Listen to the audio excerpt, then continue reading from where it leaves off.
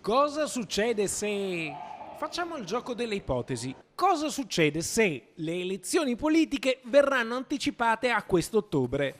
Cosa succede se Achille Variati si candida al Senato oppure, perché gli auguriamo il meglio, viene nominato ministro nella squadra del futuro esecutivo?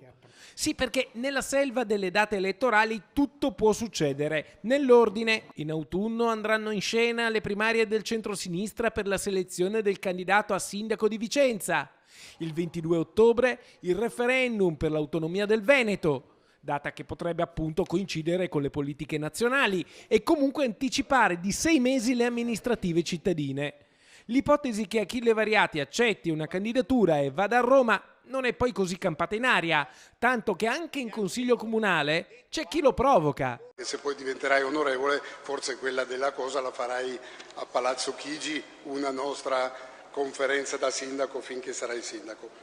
In realtà, se Achille Variati andasse a Roma non sarebbe più sindaco, dovrebbe lasciare la poltrona al suo vice, Jacopo Bulgarini, che governerebbe Vicenza fino alla primavera del 2018, quando si arriverà alle elezioni. Insomma, un tirocinio in vista delle primarie di centrosinistra, dove a questo punto Bulgarini rafforzerebbe la sua candidatura.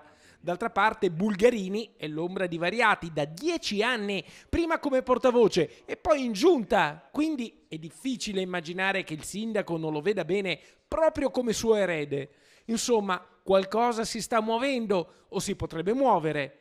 E se Jacopo Bulgarini fosse il successore designato da Achille Variati? È il gioco delle ipotesi. Cosa succede se...